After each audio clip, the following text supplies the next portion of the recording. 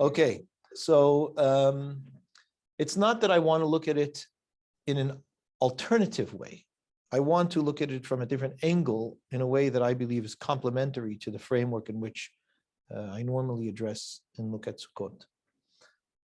I want to look at Sukkot as to begin with, its temporal placement in terms of Torah, right? So that it comes in Torah after Rosh Hashanah and Yom Kippur.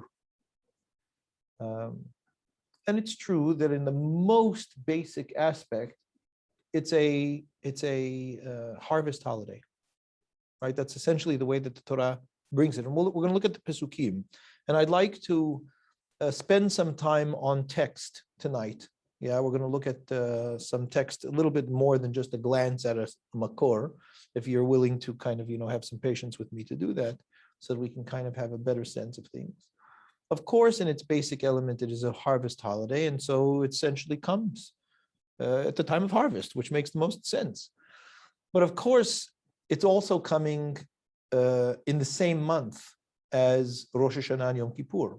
And even Rosh Hashanah and Yom Kippur, when we look at it in the Torah, it is severely stripped down from what it is that we've established them to be, in terms of how it is that the Hachamim have developed it, and the Betim, the Sanhedrin has developed it. But all of those things are developments that are, I believe, they're not arbitrary, right? They certainly have some elements of the roots and philosophy of the days, even though the days themselves might be quite stark in terms of how it is that they're presented in the Torah, right? They're bare bones, yeah, if you will, as is much of the mitzvot, many of the mitzvot of the Torah are bare bones to begin with anyway. They're not given with a lot of meat on them in the Torah. We essentially provide a great deal of the layering and development and so on that we now have with regards to the mitzvot and what is they mean for us on a national level. So I want to look at it, in the historic sense, in the temporal sense. We cannot help but recognize that we experience Sukkot after Rosh Hashanah and Yom Kippur in their modern settings, which essentially means that I go through a time of Teshuvah, right? I go through a time of Din between Rosh Hashanah and Yom Kippur. And those are intermingled, right? So if I recognize that I'm assessing myself in order to be able to question my standing, both in terms of my own self and before God, I am engaging in judgment. I'm engaging in self-assessment and judgment, which is essentially what judgment is. If judgment is not assessment, what is it, right? It's essentially looking at what something is and determining it as such. And that coincides obviously with Teshuvah and the return to one's genuine, authentic self, and why that's important in front of God is because it's what God created us to be, right? So to see Sukkot from that perspective, I think is also important, right? So when I say that I've looked at Sukkot in terms of it being a transient moed, or not that the moed itself, I mean, everything's transient, but that it is a moed that looks at and focuses on transience, that's its initial underpinnings, but I want to be able to look at it from a different angle, and where what we layer on top of that is this question, right? How does Sukkot come within the month of Tishri, following Rosh Hashanah and Yom Kippur, with regards to our involvement in that endeavor of Din and Teshuvah, essentially self-assessment, mutual assessment with God, and return to the authenticity of ourselves. And I don't think that that's arbitrary. In other words, I think that Sukkot, although it comes at the close of Kippur, in other words, Kippur closes and we come into Sukkot, I've said many times that Kippur is not a day from a Teshuvah perspective, nor from a Din perspective, that expects us to solve our problems on the day. It simply expects us to acknowledge realistically our problems on the day and to state them before God. The question is, once we've done that and we have essentially opened ourselves to a path of Teshuvah, it would make sense that Sukkot should have some relationship to that. Yeah. And so what I want to suggest tonight is that I think that Sukkot does have a relationship to that on whatever level. And I'd like to entertain that approach with you. Yeah. And what I'm saying, of course, is suggestion. It always is. It's always a suggestion. I'm never coming and saying this is the emphatic truth, of what Sukkot is. But I think that it is a substantial suggestion. And of course, happy to hear your thoughts on it. So it would seem to me that Sukkot is a transitionary time. From what to what?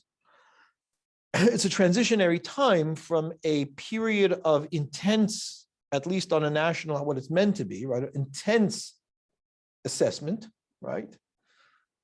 Questions of authenticity and teshuvah into living our daily lives, right? So we almost remove ourselves from our daily doings on Rosh Hashanah, between Rosh Hashanah and Yom Kippur. It's a time in where at least the Hachamim say that HaKadosh Baruch Hu is present with us in ways that he is not normally present, right?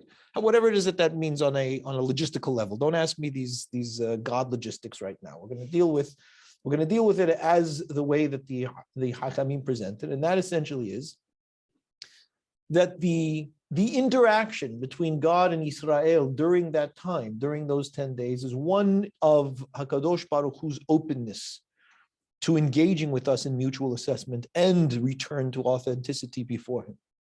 And Harambam posek lehalacha this point, right? That even though it's always good to engage with HaKadosh Baruch Hu in supplication and return and teshubah and so on, Ba'aseret hayamim, in the 10 days, says Harambam, between Rosh Hashanah and Yom Kippur, ha-teshuvah ve'atza'aka, he calls it, right? Return and calling out to God. And he speaks about it as a unit. He doesn't speak about it in the plural. He doesn't say teshuvah ve'tza'aka yafim him. He says teshuvah ve'tza'aka yafahi, which is interesting, right? This module, this synergistic engagement, right, that we have called teshuvah ve'tza'aka, that we put out HaKadosh Baruch Hu, was always beautiful. But ba'asara yamim ben Rosh Hashanah Yom Kippur yafahi biyoter, says Harambam. It's more so. Why? Dirshu et Adonai b'matzeo kiru biyoto karov. Turn to HaKadosh Baruch Hu when he's there, when he's engaging in that capacity. Come to him when he's close. And so there is this, right? We have this understanding, whatever it is that it means on the various levels that it means, on the most basic level, it means that it is open to us in ways that it is not normally open to us in the rest of the year. And that being the case, we engage as such. And so if you have, the king, as it were, right, coming to be in your midst for 10 days, it definitely, changes your daily behaviors, right? You're just not running around about your life as usual. And with the close of Ne'ilah of Kippur, right, with Kippur's close, that closes. And that's why I was talking in my shiur on Yom Kippur about the urgency of vidui, right, that we start, God forbid we should choke and die before it starts, and then we have the urgency of it closing, and this crazy element of definite urgency around Kippur. So when it stops, when it ends, you wake up the next morning and it's just back to normal again, which is a little awkward.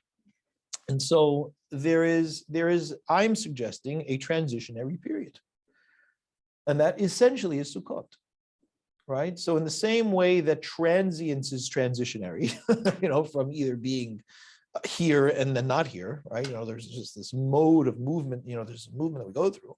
It itself is a transitionary time.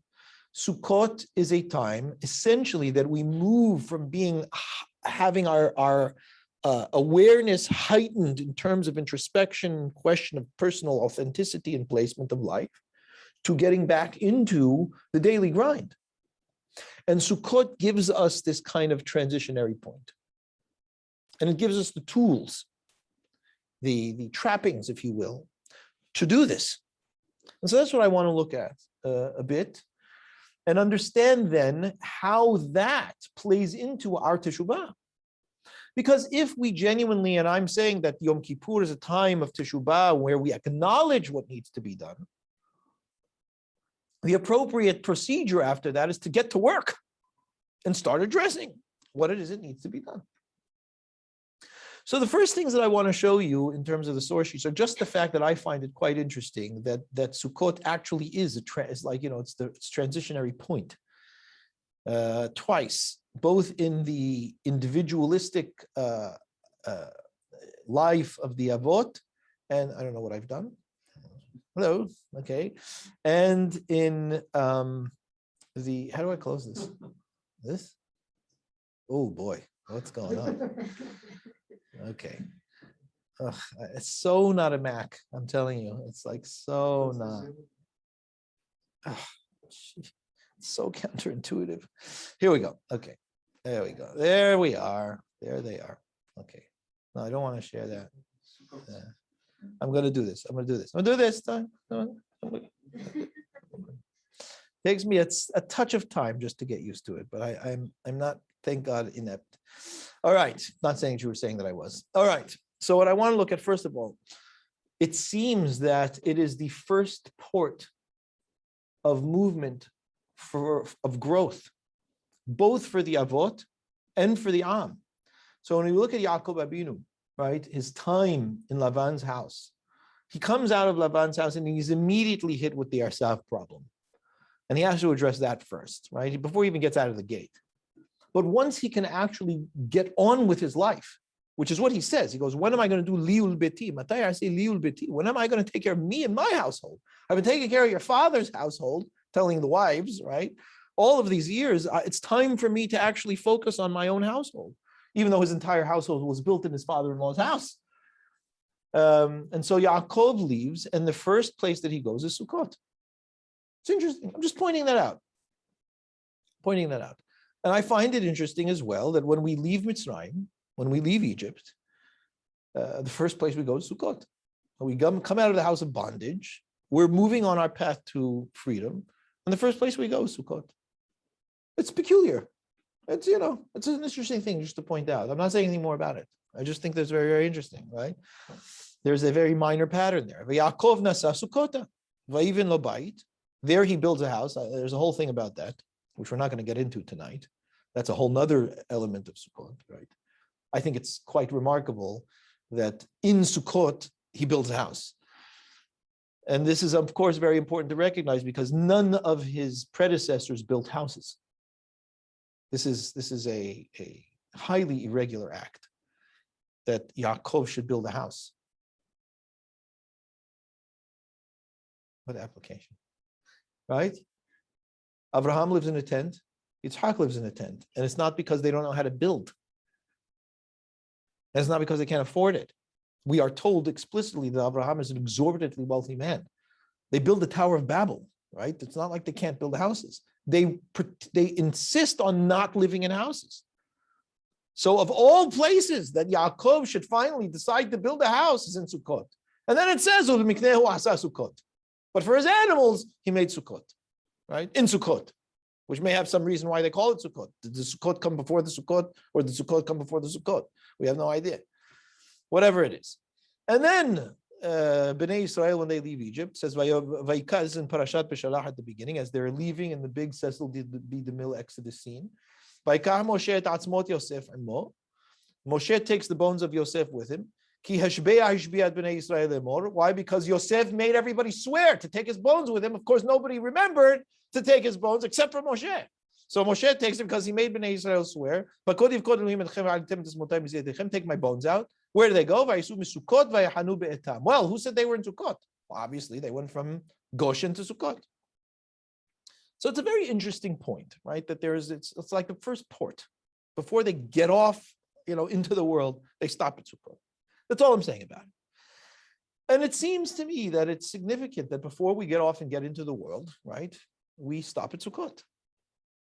And we spend a week there, essentially.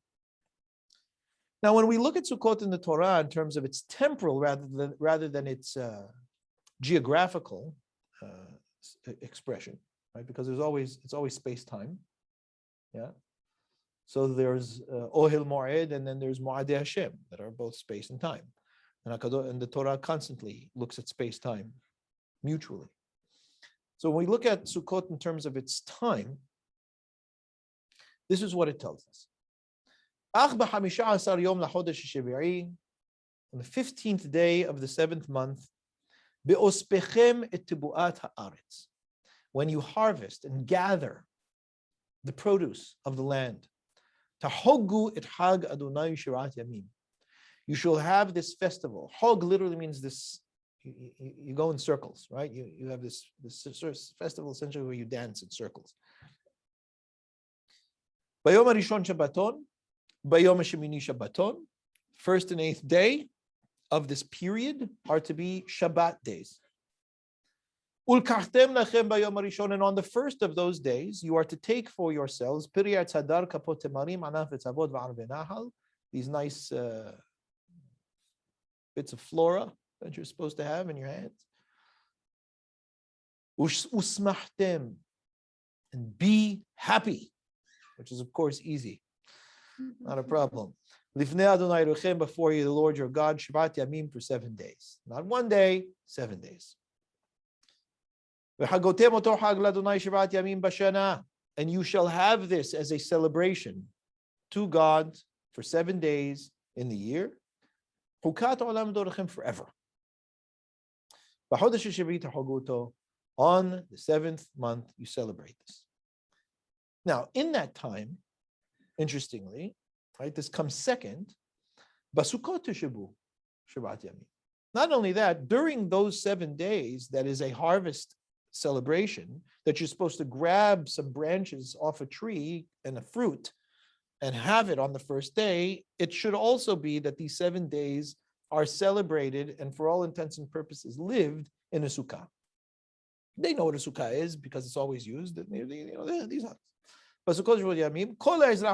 Every citizen of Israel needs to sit in these sukkot during that time. Why?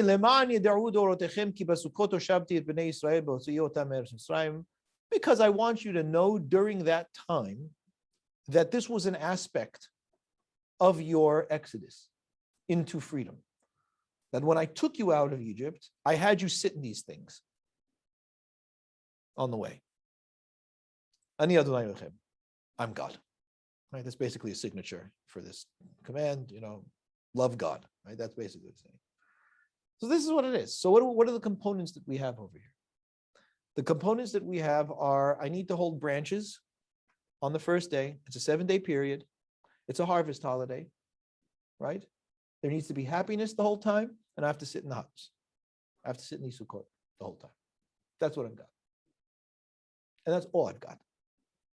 There's elsewhere in the Torah where it says you have to be only happy, ach sameach, nothing else. And then there's, of course, the korbanot that are supposed to be brought during the time. This is essentially the presentation of the Chag. This is it.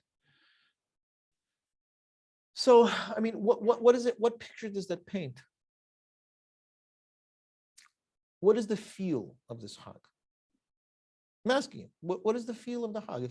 If you're looking at only what it is that's presented over here, if I was a teacher in an old-fashioned classroom and I had a whiteboard, I would write these things out on the board. We've got harvest, we've got branches, we've got happiness, we've got huts, we've got a 7-day period, right? What does this conjure for you? If you are you're hearing this, right, and you're thinking, okay, so this is what we're going to have to do, yeah.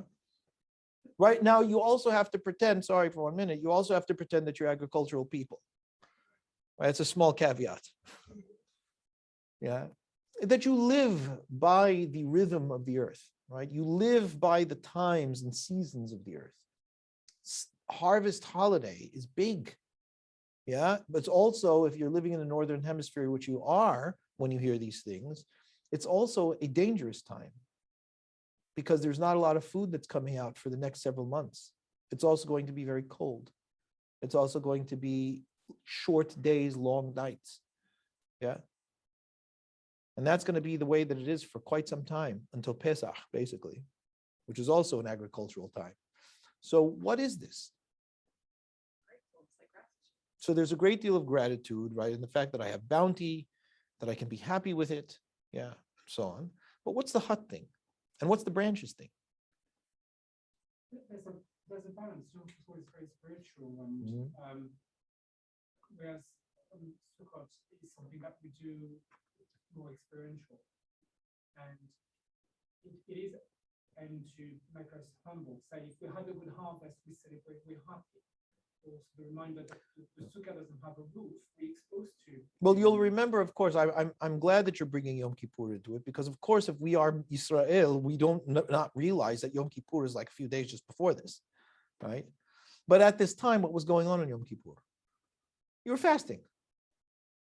You weren't doing kol nidre or buying seats in synagogue or trying to sit there or deal with all. The Kohen Gadol was busy, and you were hoping that he was getting it right, not dying, and you were fasting. But you knew that you were deprived. What the issue of Kippur? And let's look at Yom Kippur. Okay, I brought it here because it's important to contrast because they're so close in time with each other. Yom Kippur seems to be quite different. Yom Kippur is very nitim et nafshotechem. Yom Kippur, and the word inui means deprive, right? It's not tzom. Tzom is the fast. Inui is deprivation. One of the elements of deprivation is not eating, but there's more. Yeah, the Torah is telling us here, and it's one of the very few places where the Torah is the only place really where the Torah commands us to deprive ourselves. And what that means is don't eat pork. I mean, that's not a deprivation as far as the Torah is concerned. It's just saying don't eat this. It's saying don't eat. Right? Basic human needs we're told from the Torah. It's the only place where the Torah tells us the basic human needs are to be restricted for you on this day.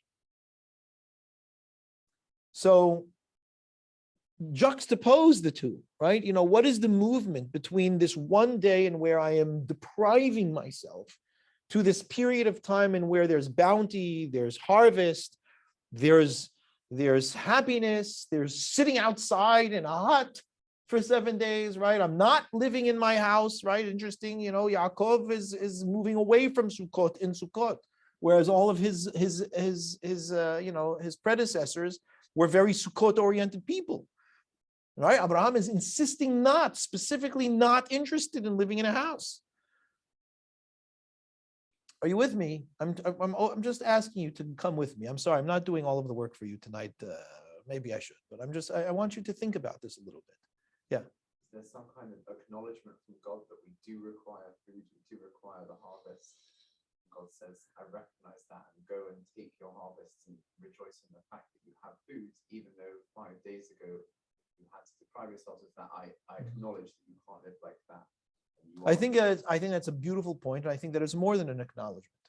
I think it's God saying, this is how you live. In other words, you're supposed to be happy. You're supposed to rejoice in the simple interactions and bonuses that you get from the earth's output, right? You should be happy just from holding the branches that I told you to take. You should be happy sitting in the hut that I'm telling you to sit in because you're a human being. And these are your simple joys. And it is important when we go into the regular living of our lives to acknowledge that. So I do think that is a very important part of it. And so I've been known to say, very, very often that the Sfaradim end Yom Kippur with go enjoy dinner. That's the last line of the prayer. There's a Midrash in Kohelet Rabbah that says that on Motza'ei Yom Kippur, a bat kol, right? Whatever bat kol means, right? There's this ethereal voice, essentially, right? That is calling out, saying, Lech echol b'simcha lachmecha. Go eat with joy your bread. That's after the fasting of Kippur.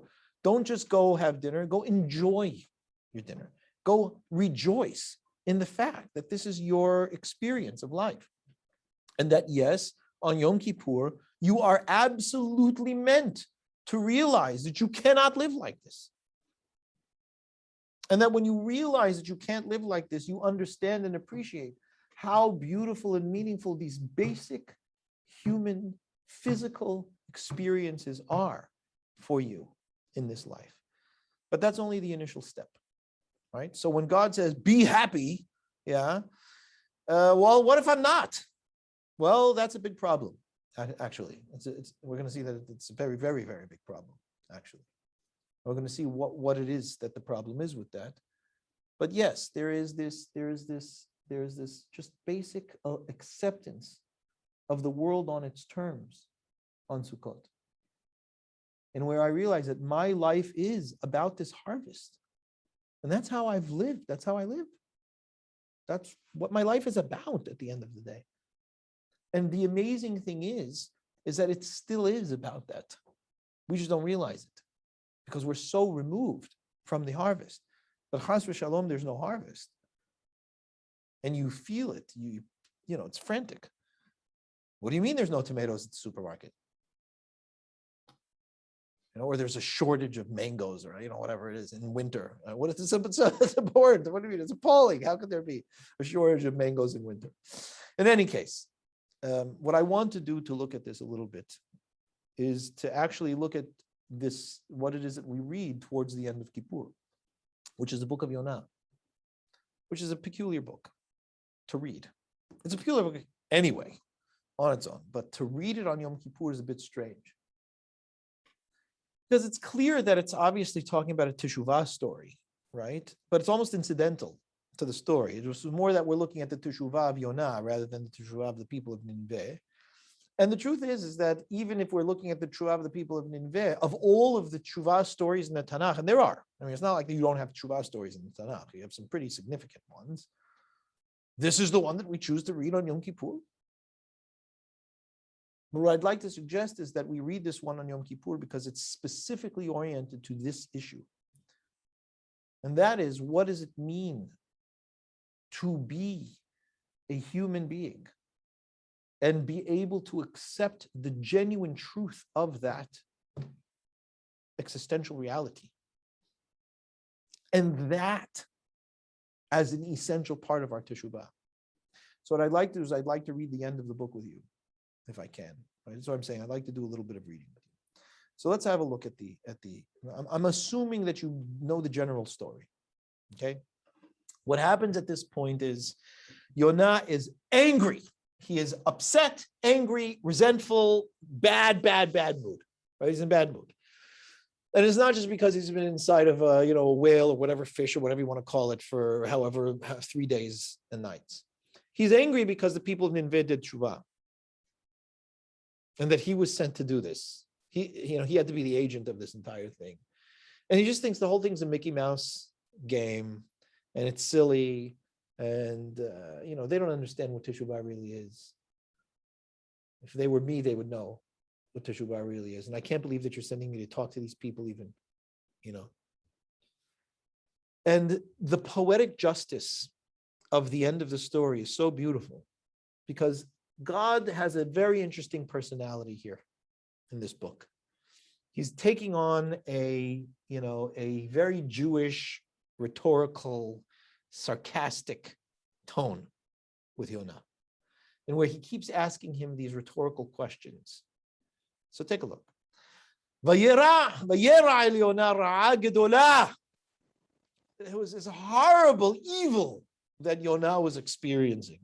Vayihar lo. And he was incensed, right? Yihar means his nose flared, right? He was very angry. Vayitpalel el Adonai vayomar. And so he's standing in prayer before God. He has audience with God. And he says to him, Anna Adonai halo zeh debari.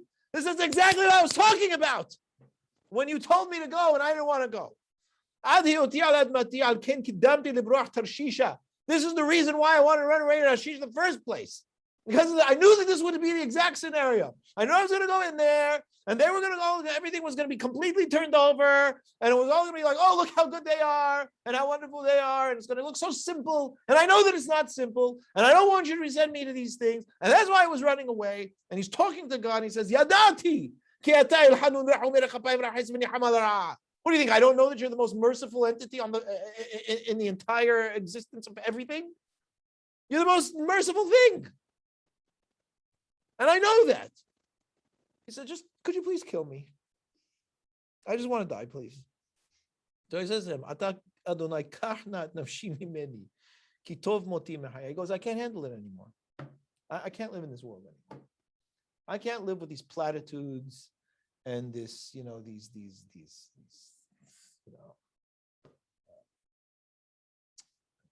artificial, meaningless gestures. And you keep doing this. And I don't know, whatever it is that you have going on in I don't want to be here anymore. This is what Yonah basically says to HaKadosh Baruch Hu. I don't want to be in this story anymore. I don't want to be in this anymore. So HaKadosh Baruch Hu is great.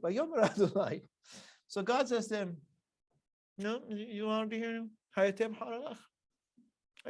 you upset, Yonah? So you can see he's like poking him. Are you upset? And he says, "Vayetze Yonah min ha'ar." He doesn't even answer him, right? Because that's God's answer to him.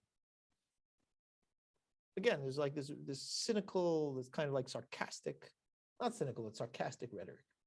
Where HaKadosh Baruch Hu sees that Yonah is having a temper tantrum. And his only he doesn't engage him. He just says, "Oh, are you upset?" Because I couldn't tell. You know. So Yonah leaves the city. Oh, how interesting, a sukkah. He decides to make himself a sukkah outside the city.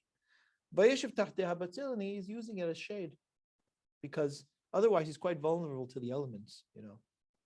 So he sets himself up this little protective, you know, hut. Gives him a little bit of shade from the elements. And he like looks at the city from afar to see like what's going on with Nineveh, because he didn't want to be in there. He didn't want to be there. So God decides that he's going to bring out a nice shrub for Yonah, a natural development in which it provides him this lovely shade, in this situation. And it nicely grows, covers Yonah. To cover him, to save him from his horrible situation. Right? So God gives him a little bit of respite.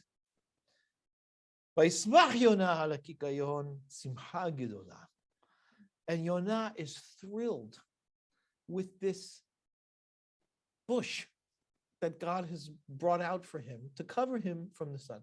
Now, pause for a minute, okay? Do you get, we're talking about, what is Yonah upset about? Right? Yonah is upset that he's been sent to have to go talk to this heathen nation, right? Where God's deciding that he wants to be able to forgive them because of their cheap gestures of return. Yonah can't handle it to the point that he's ready to die. I don't want to be in the world anymore because this is all bogus, right? The entire thing. I'm done. And all of a sudden, he's got this situation where God brings him like this little bush, and Yonah gets so excited from the bush, and he's so happy, right? Think about this. What's he happy about? What is he happy about? It's just a serendipitous thing that happens in the earth that for him is very meaningful. And why is it very meaningful for him?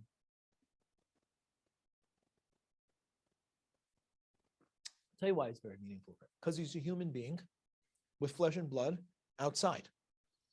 And this is something that's lovely for a human being who's stuck outside in a relatively hot climate. Are you with me? You would like it too, if this happened. And he loves this. Baiman Elohim, so then God brings a tolat, he brings some whatever reptile that, or whatever kind of, whatever it is, a worm, whatever you want to call it, right? Some pesky creature that eats this thing. And he wakes up, it's gone the next morning. Starts to really, the sun is beating down. And God decides we're going to really turn up the heat on Yonah today, right? To the point that he faints because it's so hot out there. Again, he's just, please kill me. He wants to die. He says, it's better for me to be dead than to live any more of this nonsense. So then HaKadosh Baruch Hu again goes to him, goes, you upset, Yonah? You're angry, aren't you? And Yonah says to him, Hetev harali ad mavet. He goes, yes, I am angry to the point of death. And here HaKadosh Baruch Hu says, well, Yonah, I'd like to point something out to you if you don't mind. I've been thinking about this. And what I'd like to say is, I've been thinking about it. You were so interested in that kikayon that I brought you, that you actually had nothing to do with. Interestingly, had nothing to do with you. It just kind of came out You were in the right place at the right time. And it ended up presenting to you beautifully. Shabin Laila Haya bin Laila Halbad. It was overnight, was there and gone. And you know what that made me think? Ani lo ahus al nineveh ha'ira gedola. And I shouldn't worry about this massive city Nineveh. Asher yesh ba harbe mishtem-esar ribu adam. There's over 100,000 people in the city. They have no idea what they're doing, Yonah. They haven't developed yet to the point that they're able to listen to Oprah or Esther Perel or whatever it is that people are, or Jung or whatever, or Freud. They haven't gotten to that point yet, okay? They don't know what the heck they're doing.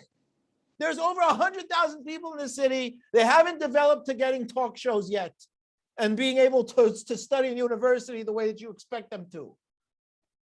And I shouldn't worry about them. And by the way, and this is the most important part, Behemah Rabbah. There are a ton of animals in that city, Yonah. The end. It's an amazing book because this is the only book of the Tanakh that ends in a rhetorical question. He has nothing to say. There's nothing to say to that because he was owned basically by God. Hold on. Yeah. So what happens is that Yonah is basically, this is the dialogue. Kadosh Baruch Hu says to him, he goes, look, I get that you're a prophet. And you worked very hard for that. I understand that. And I understand that when you live in prophet levels, you don't have patience sometimes for cities like Nineveh that are basically a bunch of bipeds that have self-organized in an efficient way, but not much more. And then I'm sending you, Yonah. You. Who are we kidding? What you hold, Yonah, between your ears is the entire universe and its secrets. You talk to me. They are barely the same species as you. And I've asked you to go there and to talk to them. And I know that it upsets you that that's what I've done. But you really enjoyed that little bush that you had yesterday.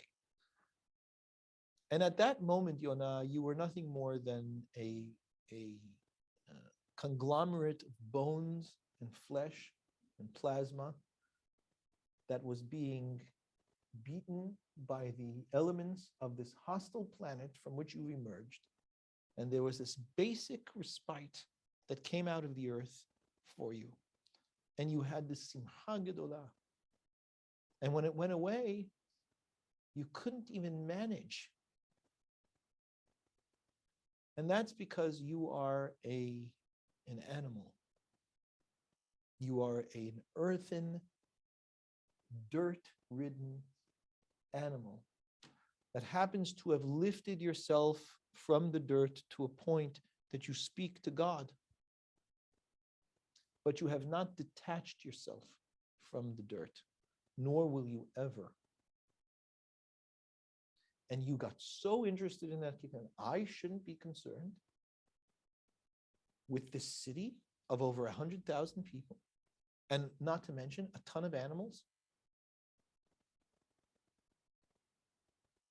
Where do you think you came from if not that city? Or a city like it?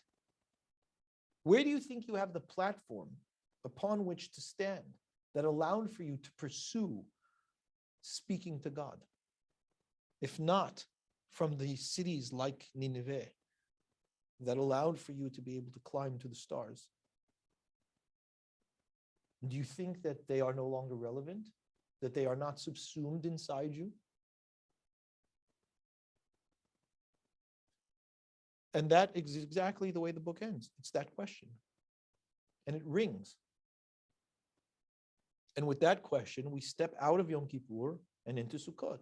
And of course, he builds himself a sukkah. What else are you going to build yourself as a basic human on this earth? And you need basic shade, basic protections from the world. So what the Torah says to us is when you, with your interactions with the earth, achieve produce and you reap that produce and you bring it in. That is as human as you get. And so for 7 days, I want you to rejoice in your humanity and live in the earth as it is in basic terms. Accept the earth on its own terms because you are speaking, thinking earth. And I want you to take branches from trees and a piece of fruit, and I want it to be meaningful to you. And when you think about it, what other mitzvah do we have that is so raw and unmanufactured? It's baked. Well, matzah, do you realize what we have to go through just to get a matzah? If it was picking a piece of a wheat stalk out of the ground and, walking around with it, I could understand. But there's nothing that comes close. Everything else goes through such immense stages of manufacture. And what do we have for Sukkah? Sukkah you can make out of anything. You grab, according to the Mishnah, psolet goren vayekev, right? Just take whatever's left over from the harvest and throw it on the roof. The Gemara, by the way, talks about Sukkah as being, it's a mitzvah she'en bo chisaron kis. It's a mitzvah that doesn't cost anything. I haven't lived in Hendon, but it doesn't cost. What is it? Whatever you get, whatever's around, throw it together, and you get a hut. I mean, people used to know how to do this once upon a time. That's it. And that's simcha. And you should be sameach because you will simply accept things as they are. You will accept your life as it is. And that will be the beginnings of your growth to the stars. But if you don't remember that you are planted on earth, that you come from this earth, and I don't just mean remember, once upon a time, that it is you. This is what you are. That this is part of your humanity. Teshuvah is not an option. Nor is speaking to God an option, because it then denies what you are. And it's what you are. It's what I made you. So you see these amazing things. This beautiful pasuk says, your tzedek, your righteousness is like the high mountains. Mishpatecha tehom rabban, your judgments are like the depths, the great depths, right? Adamu behemato shi'adonai, God saves man and animal. Man and beast. Hachamim say, how should you read that pasuk? Adam bizchut behema toshi Adonai. Humans are saved in the zechut of the animals. The animals are just nice. They're these lovely creatures that HaKadosh Baruch Hu, they don't do anything. We're the ones that mess everything up. And if we mess things up, at least we have the zechut of sharing the planet with the animals. And because God likes them, He keeps us around. It's an amazing point. This concept of not being able to speak to God without completely embracing your earthy humanity is expressed in Moshe Rabbeinu, the greatest Navi. There's a beautiful line in the Gemara in Cholin, in where this people of a town asked one of the Hachamim, these interesting questions that people ask when you visit. Moshe min Torah minayin. Where in the Torah do we see the existence of Moshe as an entity? It's not really a crazy question because Harambam talks about Moshe as an entity. He says, "Me'avat Hashem otanu mishba'ato shenishba le'Abraham Avinu in Hilchot Avodah Zarah." He goes, because He loves us so much and because He swore to Abraham Avinu, Asa Moshe Rabbeinu.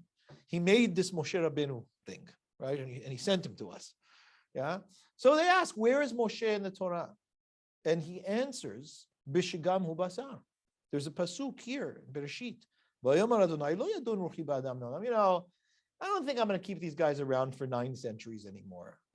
I thought that maybe 9-century lifespans might help them. I don't think it's a good idea. On second thought, we're going to try. That was the beta. We're going to go to a different mode. It didn't work very well. I'm just going to do, give or take 120 years. Why, after all, Bishigamu Basar, after all, they are just flesh. We can't treat them like angels, or like these immortal entities. 120 years is enough, right? And of course, we know that's the amount of years that Moshe Rabbeinu lived. So the Hachamim say, we learn it from the pasuk there where it says Bishigamu Basar. Here they use a little gematria magic. right? This is an example of how the Chachamim use Gematria. They don't build entire drashot out of Gematria, like hintings. So the word Bishagam is the same Gematria as Moshe. Obviously, the Mem and the Shin are there. And the He, which is 5, is 2 and 3, Bet Gimal, and that's Moshe. Moshe is fundamentally flesh. The great prophet who had to cover his face because it shined when he spoke to the people. They couldn't look at him. His fundamental Moshe Mina Torah, his fundamental existence is basar. He is flesh and blood. And it is only because he's flesh and blood that he talks to God. And so you see that this becomes the fundamental vision, right, of our people, because our forefather Yaakov, who is called Israel, has a vision that changes his entire life. It completely defines his life, as a matter of fact. And that vision, of course, is the Sulam Mutzav Arza, right? This ladder, ziggurat, if you want to be archaeologically technical about it, right? The stairway to heaven. And what is unique about it? We're told that via halom, in this dream, there's sulam mutzav arza. It is mutzav arza. Mutzav arza means it's firmly standing on the earth. And from the earth extends to the shamayim. Extends to them. This, incidentally, is the first time in the Torah that we hear about the shamayim since Bereshit bara Elohim et hashamayim.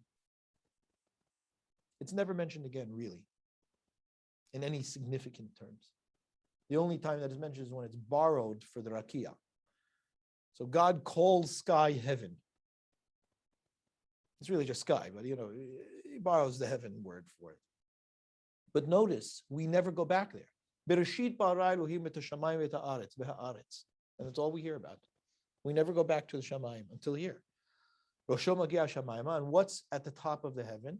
Well, God's there at the top of the ladder. But the bottom of the ladder is firmly planted on earth. And there is this continuum.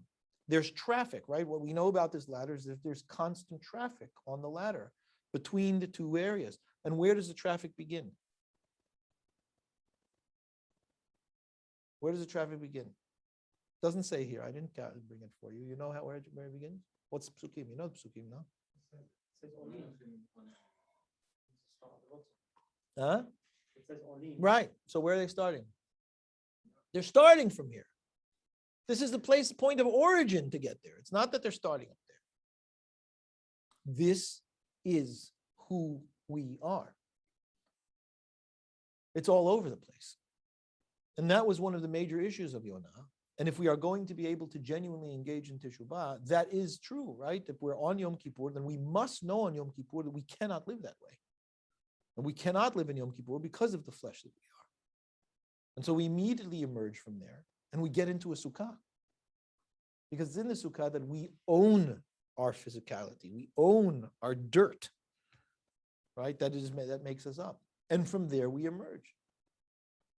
So it's an amazing thing because on Sukkot, it's not just that we only look at the dirt part. We also look at the top of it. Because Sukkah and the time of Sukkot is meant to be a time in where we tap into the reality of Ruach HaKodesh, of being able to be either a Navi or a Navi in training. You know, that they say about Klal Yisrael, if they're not prophets, they're prophets in training. And that's who all of us. Why? Because we're all aiming ultimately to be able to talk to God. So it says that they would have this huge celebration in the time of the Bet Midrash called the Simchat Bet HaShoeva. It was a very special celebration. And it was done in the Mikdash, in the Azara.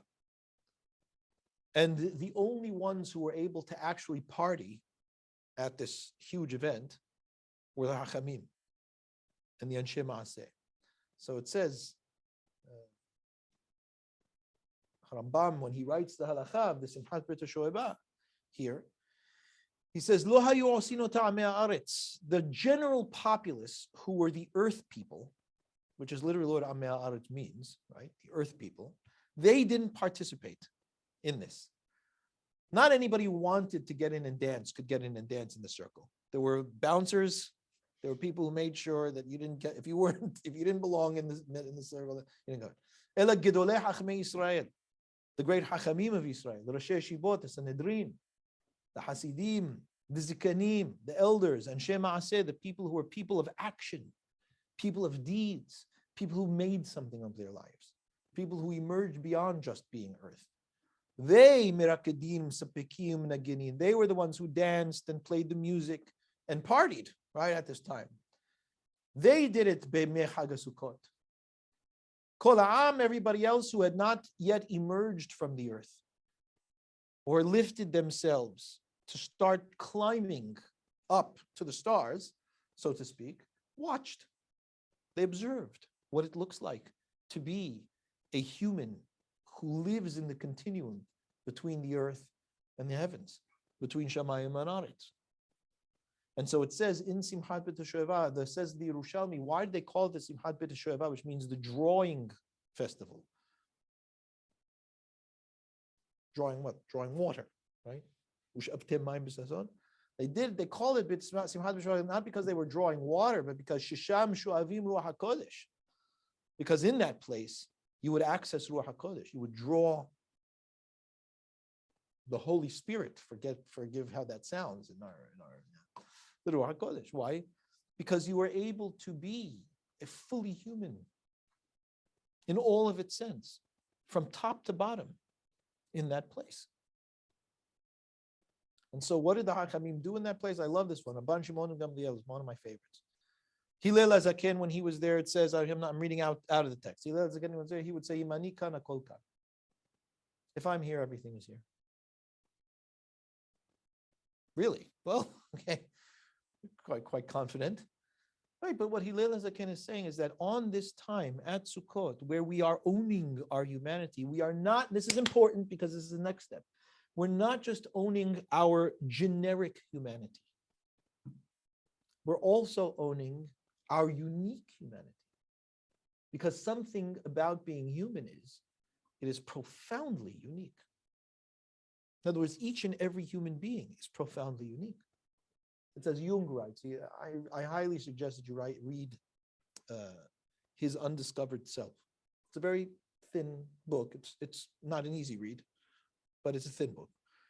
And in that, he himself, he summarizes a lot, his concepts of, the archetypes and individuation and so on and so forth. The beautiful point that he makes in this book is that if we are honest about human beings, there is no statistical realities about human beings. Because when you start to apply it to the individual human being, it breaks down. Obviously. And that's the truth, right? So the fact that there may be some shared traits that we can look at in terms of statistical realities. First of all, anybody on the edges of the average statistics aren't part of it. And anytime that you try to apply those statistics to a particular individual, it's going to break down in some capacity. Why? Because we are utterly unique. And being that that's the case, that's also part of our humanity.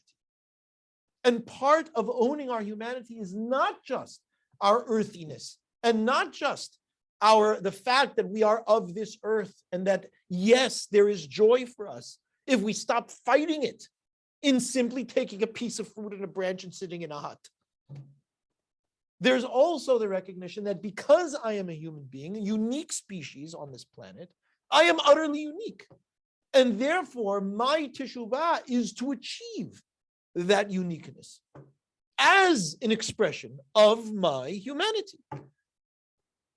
And so is there somebody more unique than Moshe Rabbeinu, the flesh individual? Who's more unique than Moshe Rabbeinu? When Hillel says, Imani kana kol kan, at the Simchat Bet Shoeva, he is affirming, there is nothing else. What else is there but my personal life and experience that forms the entire experience of the world that I have?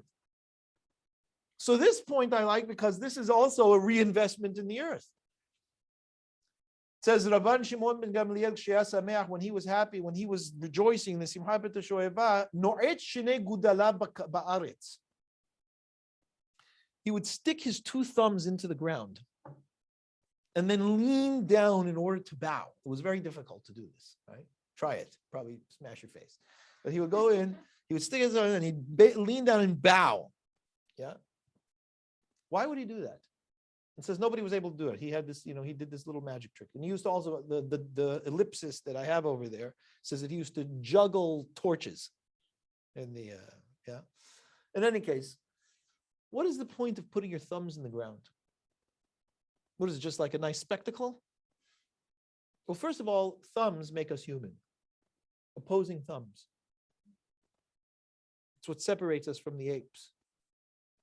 They're uniquely human development.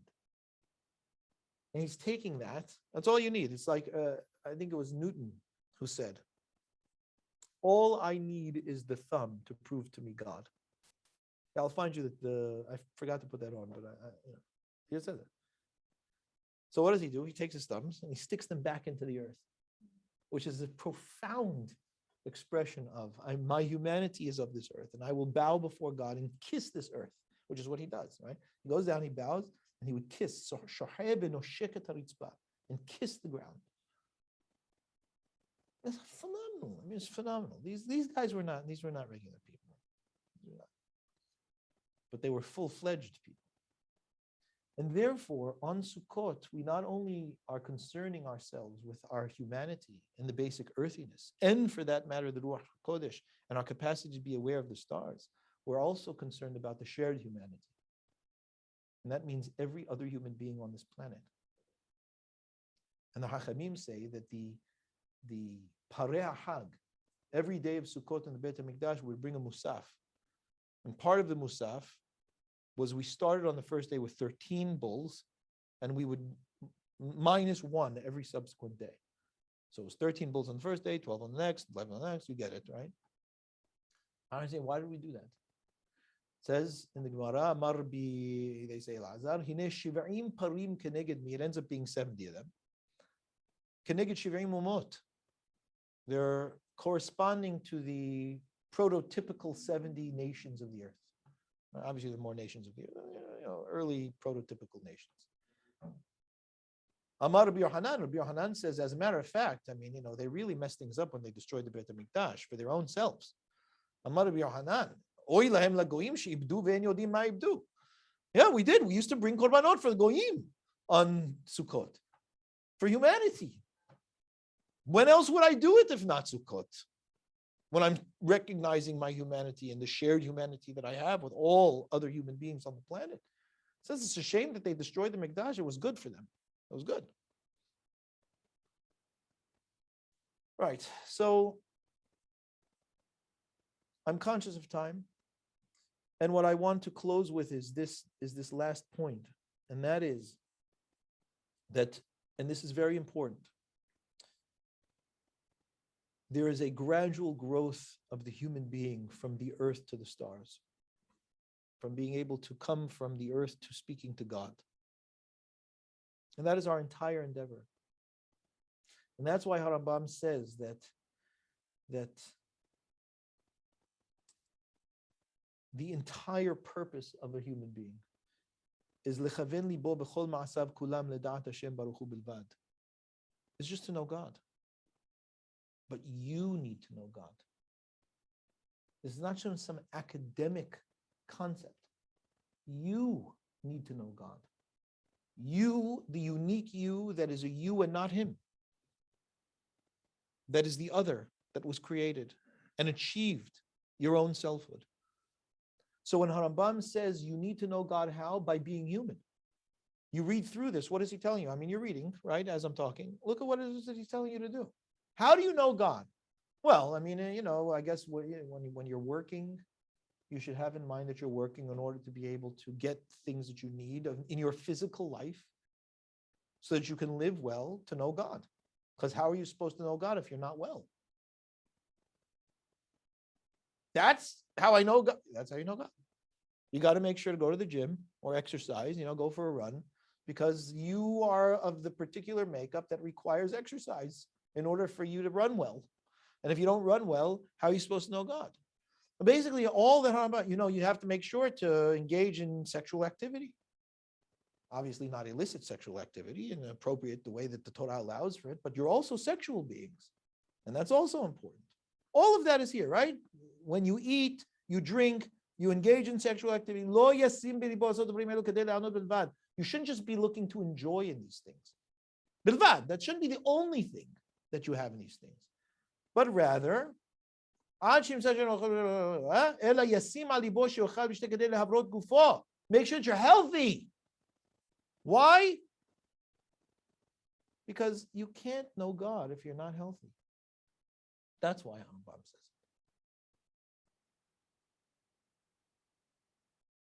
it. He says that in many places. So what is he saying to you over here? He's saying the way to know God is to be fully human, a full functioning, healthy, holistic human. Be human. And in humanity is unique difference. And therefore the Hachamim say in the Mishnah in Sanhedrin, what is the Shebach and the Gedulah of HaKadosh Baruch Hu?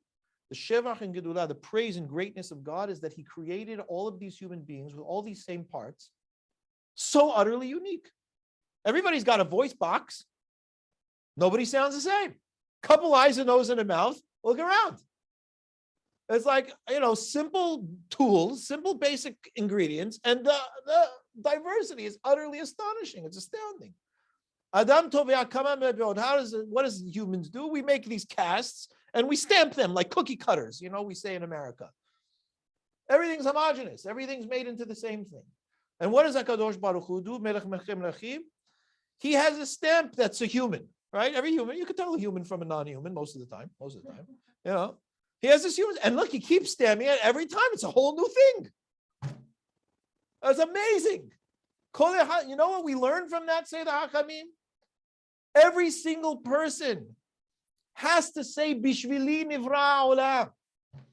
You must say that the world was created for you because there's no other you, that you're unrepeatable. So obviously you're not just some arbitrary mistake. You are created here for a purpose. There's a reason you're here, and the world is there at your disposal. You can't say anything but else, but obviously must have been created for me. Isn't that reminiscent of what Hillel says? Imani kana kol kan. Of course. What else is there?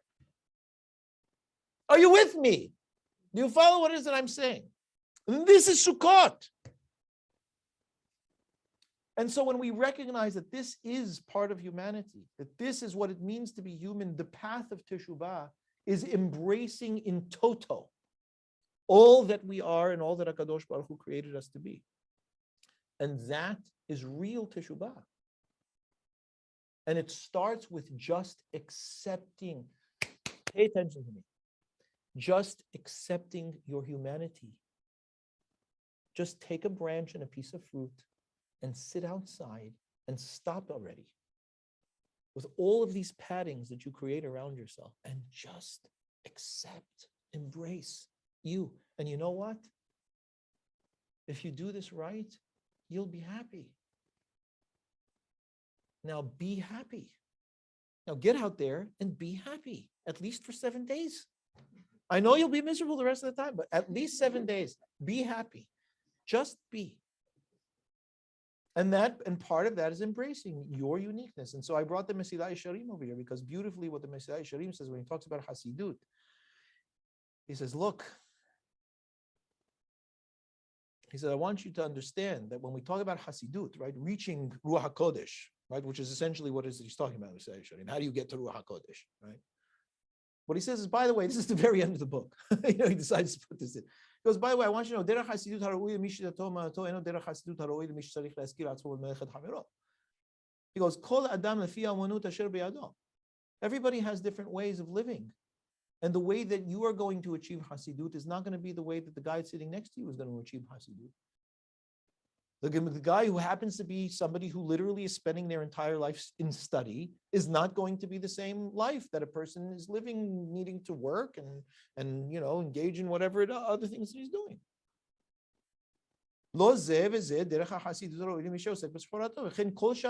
There's a ton of other variables and details in people's life that make their lives utterly unique, which means that the way that you do your things are going to be particular to you.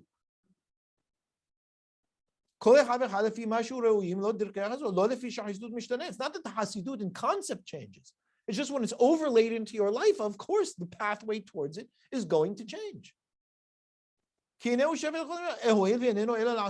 he goes, since all circumstances constantly change and things are transient and transitional and variable and random and diverse, which is the essence of what Sukkah is all about, there is not a one-size-fits-all. It is antithetical to humanity to approach it in a one-size-fits-all way. You can't approach anything meaningful in life in a one-size-fits-all way. So for you to look at your role model and say, I'm going to do what he or she does, is already a failure. You can have inspiration from them because you saw them do something in their way, but you can't live their life. And that's part of what Sukkot is. It's coming to teach us. Okay, so I'm going to close with this nice little story from Elazar ben Pedat, but the shiur is essentially over. I'm just telling you a story, which is a nice little dessert piece, even though I know everybody wants to go home. And that is, there's this beautiful, I'm going to say it outside, right? But you can look at it. So the Rabbi Elazar ben Pedat was destitute. And he didn't have anything to eat, and he needed to let blood, because in those days they thought that was a way to heal. He goes to let blood, right? He had his blood, he gave him a pint of blood or whatever it was, and they didn't give him orange juice and a cookie, afterwards. So he was trying to find something to eat. He found raw garlic, and he just ate that. And it was such a shock to the system that he fainted. And as he's fainted, right, he sees God. And he sees, since God is here, I'm going to take an opportunity and say, well, how long is it going to go on for? How long do I have to live like this? I can't anymore. I literally cannot make ends meet. I can't feed myself. So HaKadosh Baruch Hu says, well, Elazar, I'm sorry that it's rough for you, but if you'd like, because you're a good man, I will reboot the entire universe. And maybe the next time around, it'll be better for you. Now he's not laughing at him. Instead of saying, look, I could, wire some cash into your account. No, HaKadosh Baruch Hu says, I could restart the entire world. And maybe the next time it will be better for you. And Elazar says, Kule haive ulai?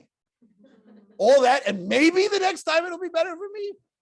You go, what about that? He says, well, look, can I ask you, have I lived most of my life or do I have most of my life to live?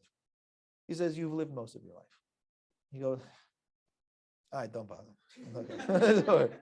So HaKadosh Baruch Hu says to him, he says, well, Elazar, I really appreciate that you didn't make me start the world all over again. And because of that, I'm going to show you your chelik in Olam Haba.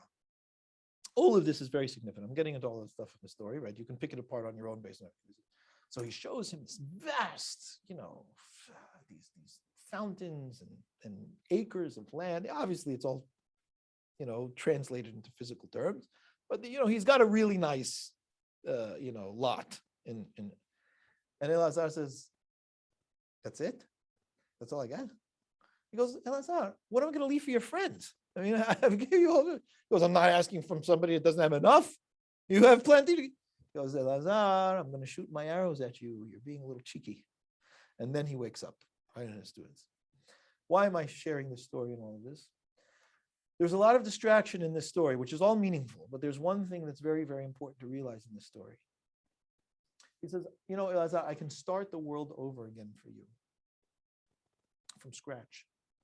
And maybe the next iteration will be good for you. And Elazar, it's all a big question mark. I have to start the world all over again? Who knows what's going to be the pathways that it'll take? The myriad possibilities that it could end up, running. Maybe the next time you'll end up being wealthy, or you'll have at least a decent amount in your bank. All of that is a question, isn't it? The way that Kosh presents it. What's the one thing that's not a question? He's not a question.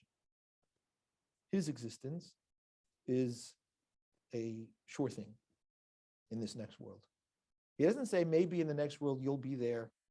No, that's pashut. Your circumstances may be different in the next world.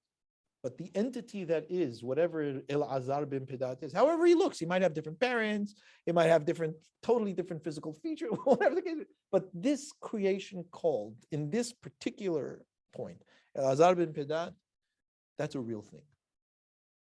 And what a tragedy it is if that entity doesn't become what it is that it is meant to become.